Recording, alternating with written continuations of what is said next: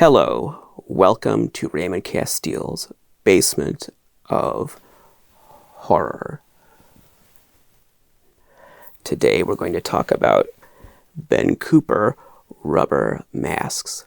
You probably know about Ben Cooper plastic masks, and you might know about Ben Cooper rubber toys, but we're going to talk about Ben Cooper rubber masks. If you're watching these in order, then you would have just seen our episode on Bayshore rubber masks. So we're now following that up with Ben Cooper rubber masks. We got a theme going. So let's look at an example of a Ben Cooper rubber mask. You know, if you saw the Bayshore one, I started off with a mask that looked kind of like a topstone, but it wasn't. And we're going to do that again here. That looks like a topstone. Looks like a Keith Ward topstone caveman, but it's not. That's a Ben Cooper mask. Now, obviously, it's, shall we say, inspired by the topstone caveman. And, you know, these companies were always copying each other's designs. Even the color, look at the lips. That looks like topstone colors. But it's not. That's a Ben Cooper rubber mask. And it's made of a very different sort of a rubber than topstone would ever use.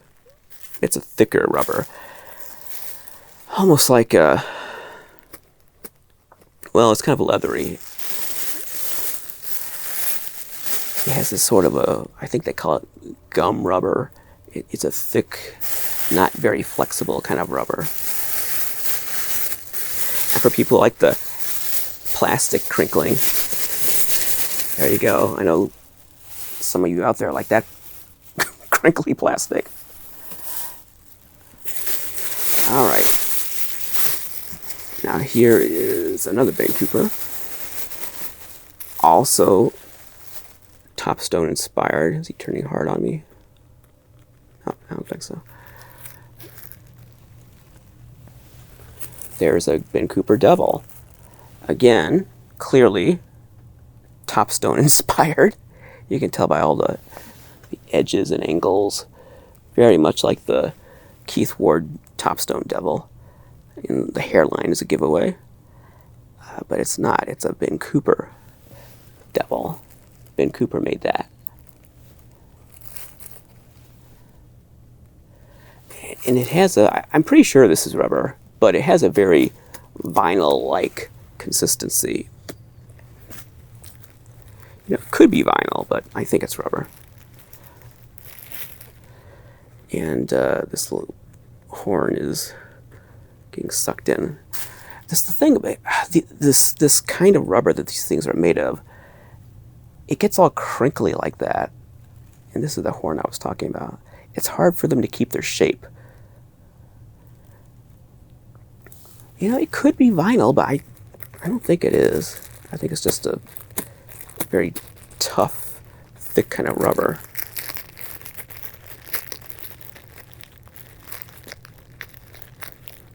Yeah, it feels like it's getting hard right there. So if it were vinyl, it wouldn't be getting hard. Yeah. Well, I'll have to deal with that later. So that's a devil made by Ben Cooper. And I think he might be getting hard. So I better look into that. Do something about that. And here's what we're going to be focusing on today.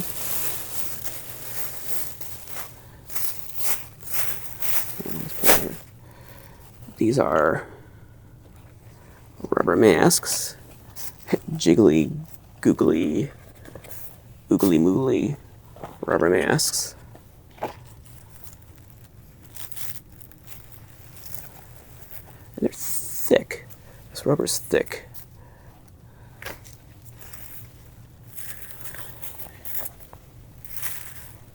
I didn't know I had two Wolfmen. That's good. That's good. Let's see, does this licensed at all? No. Here's the card. That's what the card says. It is not universal licensed.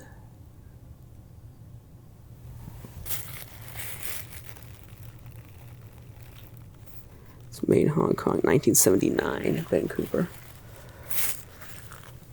And I think all of the ones we're going to see today are 1979. Well, let's look. 78. That's 78. That's 79.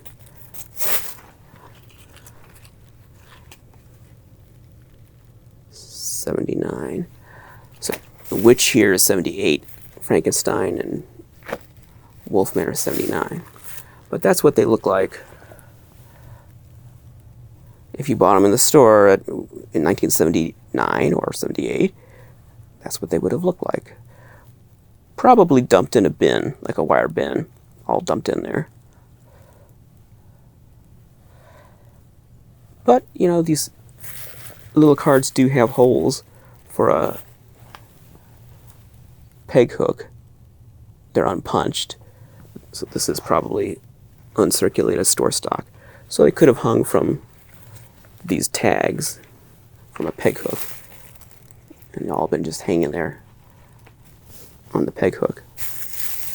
Either way, dumped in a bin or hanging from a peg hook, this is how they would have looked at Ben Franklin or Kmart or Venture, wherever you would have bought them in the 70s, early 80s.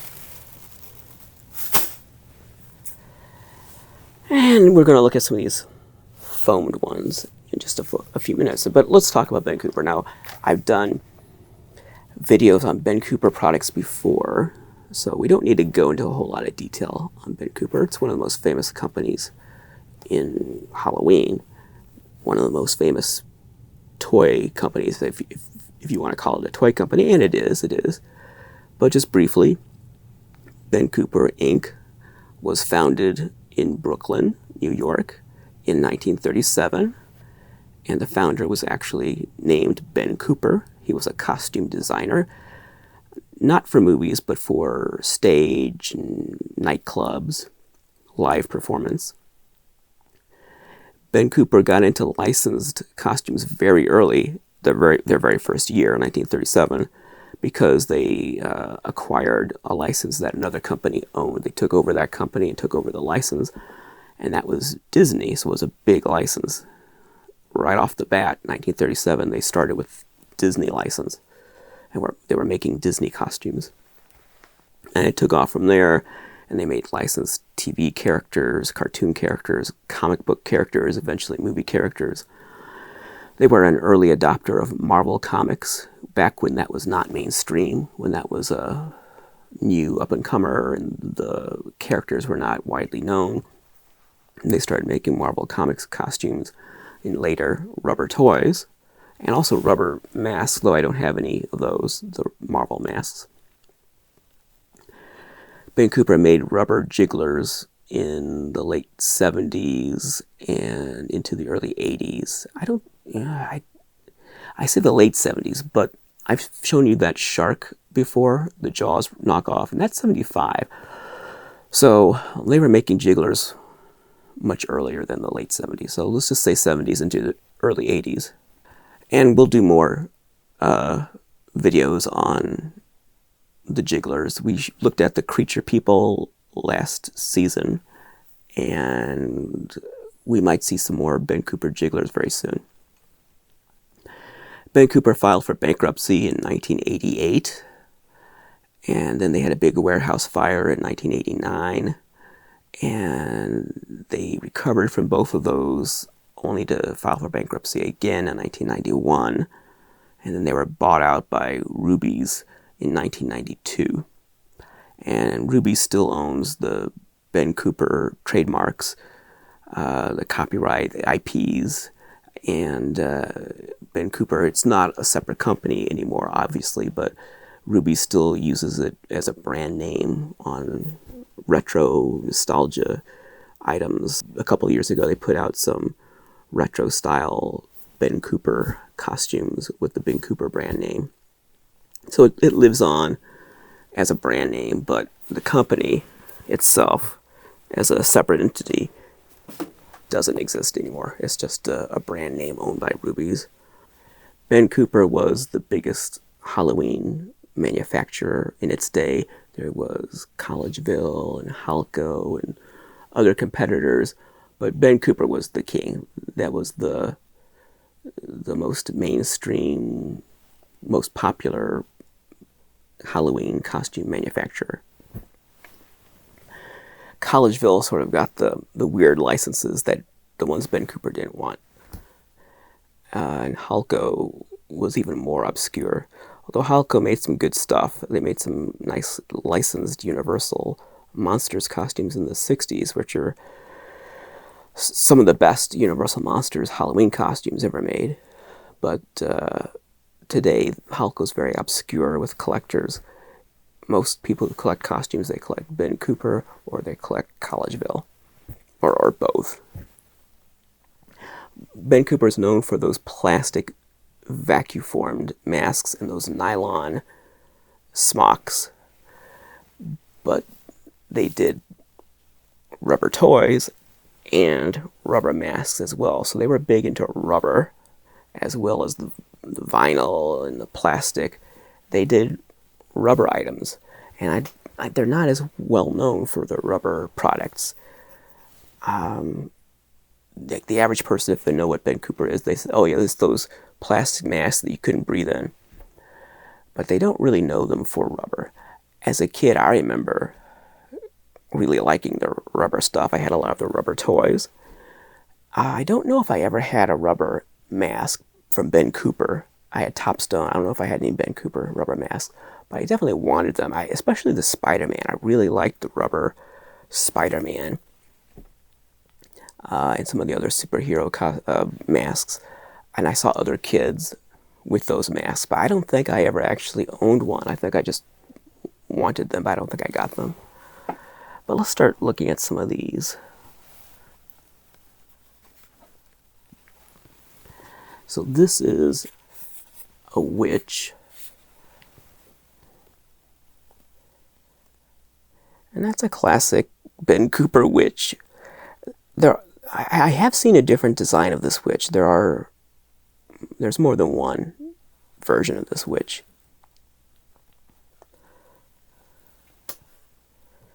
That is definitely a classic Ben Cooper rubber witch mask. And where's her tag? There it is. All of these foamed masks that you're going to see were all foamed by me. That's my foam that I put in there. So this is proof that I actually do know how to foam a mask. Some of those Bayshore masks were a little iffy perhaps, but I can actually foam a mask. And so this is all me. I did this. I foamed this. I don't know. I think it came out pretty good. I think all of these came out pretty good. I was surprised by how I actually thought it'd be a disaster. But this was like 10 years ago that I filmed this stuff. But it was pretty good. I was impressed with how these turned out. And they are a little thicker than Topstone, so that might be part of it. That I was used to foaming Topstone masks, which are so thin. They're like balloon thin. I mean, worse. I mean, if a balloon were as thin as a Topstone mask, it would pop. And these were a little thicker, so that made it a little easier. Well, I don't know easier, but it made the results better. Although that shaft is crooked. Look at that shaft, it's crooked. Oh well, nothing's perfect. Let's look at Dracula, if we can get him out of here. We'll leave her over here. Get Dracula out. And I know there's different versions of this character. I think all of these have different versions. That's Dracula. . 'Cause Look at those weird eyebrows. He almost looks like he would glow, but he doesn't. As far as I know, he doesn't glow in the dark. A lot of the later Topstone masks do glow. So if you own some 80s Topstone masks, expose them to light and turn off the lights then and see what happens. I bet you'll be surprised. Because I owned them, some of those 80s masks, the Topstones, for years and didn't realize they glowed until one day, just by accident, I discovered it. And a friend of mine also discovered recently that one of his 80s Topstones glowed.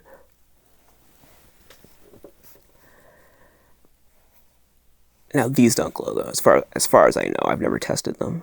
I mean, they don't claim to glow. I'm wondering if I can tell what this was inspired by, but I think it's just an original Dracula design. I don't think it's inspired by any, like Christopher Lee or whatever. I don't think it's inspired by a particular Dracula. Okay, let's look at Frankie. His cheek is sunk in there. There's Frankenstein. He's getting some dimples in his cheeks, I see. Look at that right there.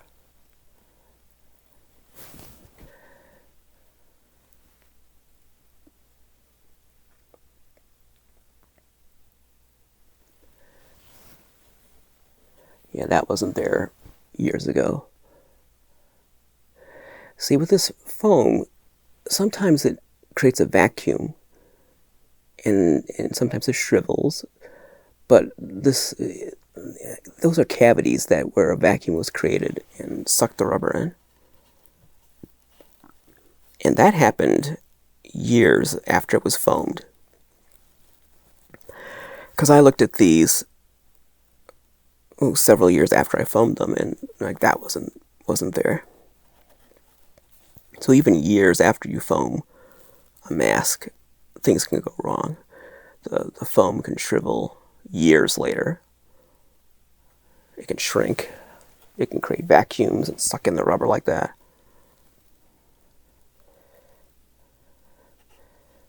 There's the tag. A lot of these have tiny little ears, but he's got well-developed ears.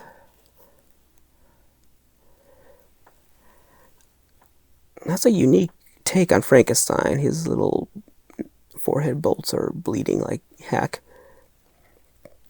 A lot of blood on these. And these would have been made before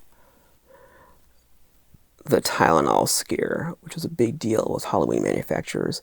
And after that, and you can Google the Tylenol scare. I'm not going to get into the whole history of that. But after that, there was a big safety push for all Halloween products. And this witch looks kind of almost neon.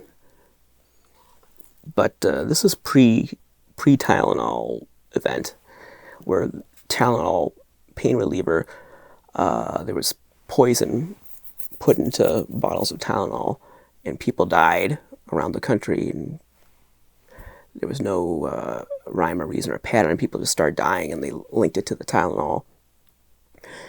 And he said, what does that have to do with Halloween? Well, they almost canceled Halloween that year because they thought everyone was afraid that people would poison the candy. And all the Halloween manufacturers got together, formed an alliance to basically do a PR campaign to promote the idea that it was actually safe to trick or treat. And that led to an emphasis on safety in masks and costumes and makeup. And you had more reflective surfaces, more brighter colors, sparkly, glittery things. So I wonder if this were post-Tylenol, if these would have the same paint scheme. And those Topstones I told you about, the glow, that would have been a result of that in the 80s, responding to the safety concerns. They would put that glow paint on it to make it more reflective. It has nothing to do with poison Tylenol, but it wasn't just one safety concern. It spread to just an overall concern that Halloween wasn't safe. It wasn't just because of poison or just because of this or that. It was just people were examining the holiday in general and saying, you know, when you think about it, this whole thing really isn't very safe. And it almost killed Halloween. But all the companies got together and they saved Halloween. And they really positioned it towards a more adult holiday. And that's when you started to get more adult Halloween parties. I mean, they had always been there, but it became more accepted and more widespread, and more adult Halloween products. Like, these are definitely made for kids. But you started to see more and more, like, where would Spirit Halloween store be if it didn't have anything aimed at adults? So much of that is aimed at adults. Well, that's a result of the Tylenol scare and the realignment away from focusing on kids to trying to make it more of an adult holiday. Now, this mummy, obviously Aurora inspired by the James Bama Aurora artwork, which is still had a big influence all those years later. Yes, there were the Aurora glow kits were still in stores, if only as unbought store stock. But I mean, I saw those Aurora square box glow kits well into the 80s. Heck, I saw it into the 90s, let alone the 80s. I mean, when I started collecting in 89, you could still find like a sealed Hunchback or whatever in stores, hobby shops. So they were definitely around in the late 70s. But this looks more like the 60s James Bama color scheme from the 60s box art. In any case, it's definitely Aurora inspired. And Ben Cooper made a plastic mummy mask and costume, vinyl costume, in one of their blue monster boxes. And we'll see those on the show one of these days. And that plastic mummy mask looks like this. It's got a color scheme very much like that. And here's the tag, and that's the back if you want to see that. This mummy is hardened. You can just hear it, and you can feel it when you tap on it. It's an eggshell. It's hardened all over. A lot of these other ones are not, but this is. And this is what I'm talking about, the little, almost non-existent ears.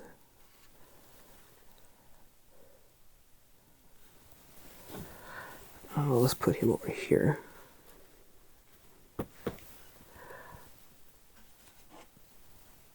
Now this mummy, I'm not sure if this is Ben Cooper. It was identified years ago, but I don't remember what the conclusion was. I think that it was sold with a costume, but it's rubber. Weird kind of rubber. So I think that's Ben Cooper. Someone can correct me if I'm wrong.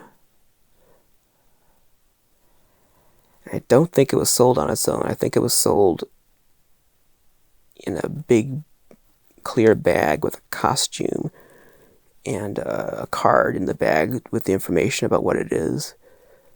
A display card with, artwork on it.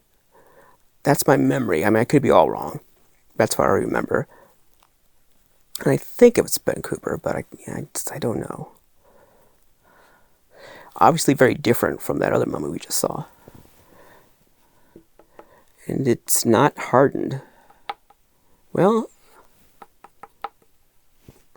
maybe some spots.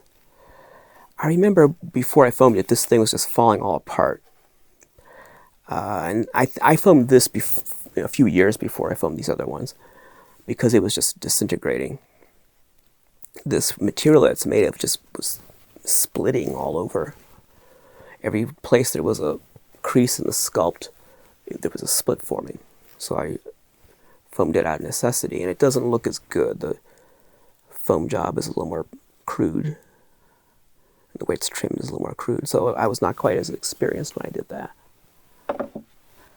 This is King Kong. Does it say King Kong? Does it say gorilla? Well, let me see. Wig mask. Let's take a look here. I haven't actually shown it to you yet. Just turn on there. Now you can see it. But let me see, what is the date on this? Don't think it has one. It's cool. It breathes. Comfortable over the head wig mask. Real life rubber mask. But there's no date. See, I'm thinking, oh, I'm not gonna, that's snug against the head. I'd damage it if I try to pull that off. I'm thinking this is 76 Dino De Laurentiis King Kong. Doesn't it have a 76 Kong look? I think it does. And this was hard when I foamed it. This had already turned hard, and it was folded down the middle. And you can see, yeah, you can see there's a split in the lips. That's where the fold line was. So it's folded over. It was like unbought store stock. It wasn't used, but it was hard. So folded in half and hard. Not a good combination, but I got it straightened out.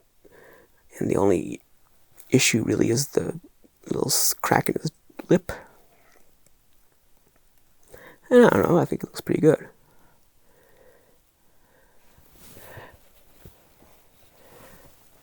There's the back, a little different from the other ones. That's why it's a wig mask, because it's got a complete wig.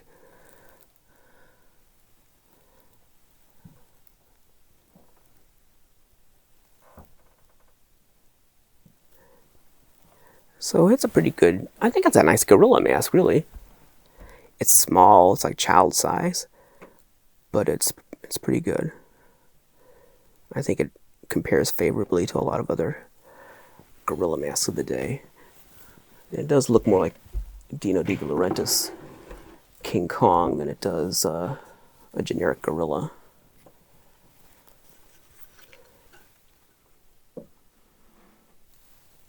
Now, Ben Cooper, oh. We got one more here. He was hiding. This is a werewolf. So I showed you that unfoamed werewolf earlier. That's a foamed werewolf.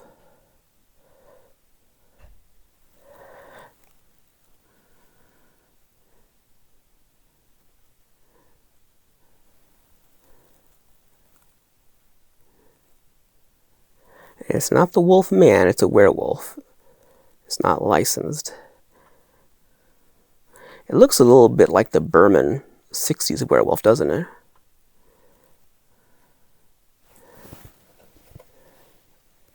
There's the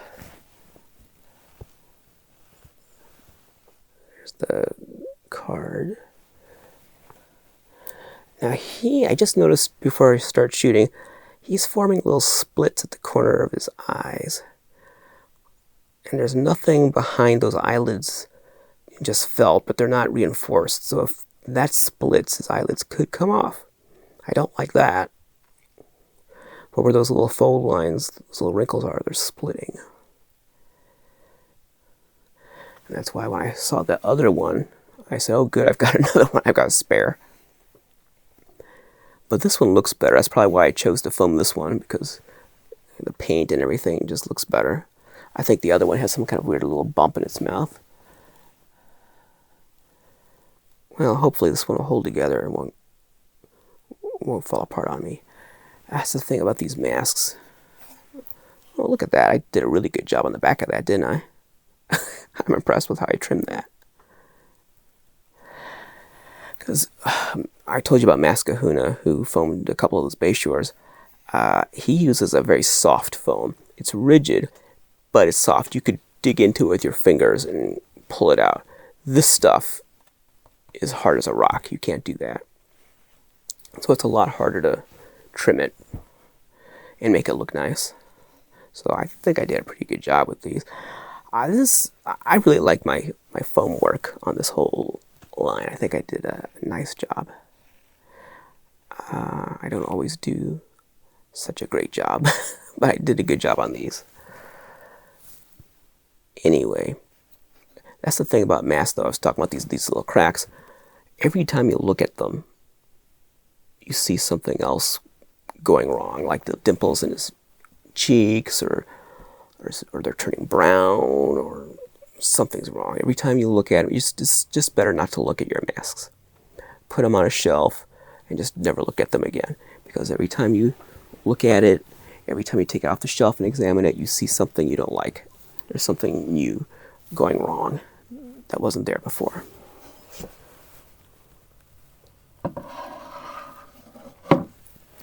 Ben Cooper never made a creature, as far as I know, a creature from the Black Lagoon. So this is like a substitute. If Ben Cooper had made a creature, I guess it would have looked like that.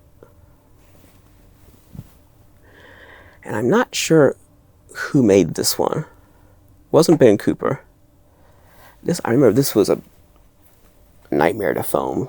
And you can look at the top, and some of that is because the rubber was sticking to itself and I couldn't unstick it, and some of it is just because the foam seemed to have a bad reaction to this rubber. It's made of a very thick, very leathery kind of rubber, and it seemed like the foam just didn't like that rubber. And some of that has happened over the years. Some of it was like that, like on this side, I think that, there. So that was there the day I foamed it. Not all of it, but a lot of that was. But then some of this has happened over time. So once you foam it, it's not frozen in time. It can still change. The foam can react and continue to cure and contract and all kinds of fun stuff. It's not quite as inert as you would like to believe. You like to think that once you foam it, it's frozen, but not so. Yeah, it depends what kind of foam. I might still have been using marine foam used for boat flotation when I did these. Now I use Smooth On, which is a better foam, more appropriate for this, but still not what I wish I could. I wish I could use packing foam. When you ship something, they fill a package with foam to immobilize it. That's the best foam to use, but I don't have access to that. At least not a good system to apply it. Let's see if I can get. So this is a very similar mask. That's not Ben Cooper either, but it's very similar to the one we just saw, and it's kind of rotting and getting crispy around the bottom. Now I know Collegeville made a mask like this, and I think one of the ones I've just shown you, I think one of them is Collegeville. I think it's this one, but I'm not sure. There's a few creature masks that look very similar to these two, and I can't tell them apart. I don't know which is which. And all I really know is that one of them is Collegeville. I think. I can't say much beyond that. But if Ben Cooper had made a creature, boy, that's getting crispy. If Ben Cooper had made a creature, it would have looked something like that. Probably, I assume. Who knows? Maybe not. Maybe it would have looked nothing like that. Let's line these up like we did the Bay Shores.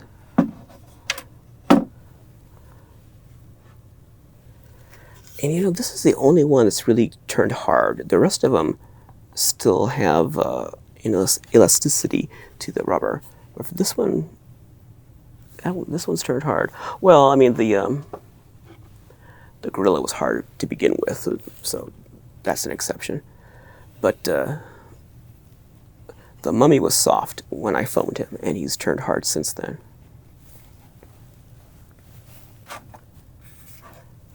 I don't think I have room for all these, do I?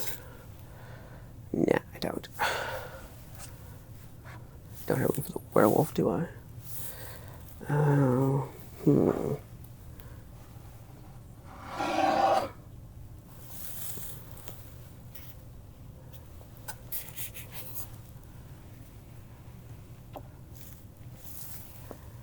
Yeah, I don't have room. Here's Dracula. Ah! This is probably getting cut off.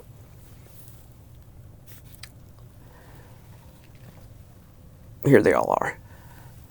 Da da da da da da da da da da da da da da. And then there's that other mummy over there. Now, in addition to these characters, Ben Cooper, well, obviously you see they made that caveman, that devil. And those were a little smaller than these. I think it's a different series. Ben Cooper also made superhero masks and other kinds of characters. There's a Spider-Man, a rubber Spider-Man, that's on eBay often. So that must have been a popular one. You see it on eBay a lot, so it must have made a lot of them. I thought about buying one of those Spider-Man masks, because I did want one as a kid. There's, I know there's a Red Skull mask. They probably made every hero they made as a jiggler, they probably made as a mask, but I don't know that for sure. Eventually we'll see the Ben Cooper superhero jigglers, even though they're not monsters. We'll take a look at those one of these days. I do have all of them, and we'll see them eventually. But Ben Cooper made more than just monsters. They made all kinds of masks, all kinds of characters. But of course, I'm going to collect the monster ones. And I think there's some kind of a skull that I don't have. I'm sure there's a few I don't have. And there's different versions of Frankenstein, Dracula, and the Witch, which is a little different sculpt. Very similar, but slightly different. I haven't bought any of these in a long time. These Ben Cooper rubber masks. I should probably buy a few more. And I saw, there was like a picture of Dorian Gray, sort of a character that, I think it was last Halloween, maybe last year, a rubber one. And I should have bought that. It was a little pricey, but I probably should have bought that. So this is by no means a comprehensive presentation of Ben Cooper masks. This is just giving you a little overview of another masks that are not Don Post. They're not Distortions. They're not Be Something Studios. And they're not Topstone. They're something different. They're cheap dime store, rack toy, rubber masks that any kid could buy. They were widely available, and any kid could afford to buy these things.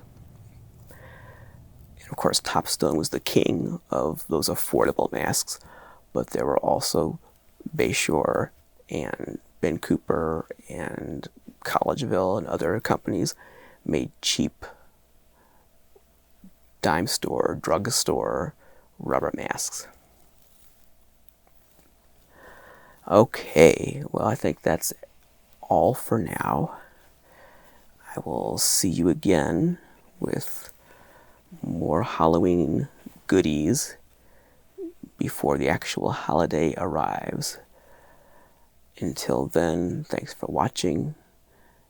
And remember, the one who dies with the most toys is dead.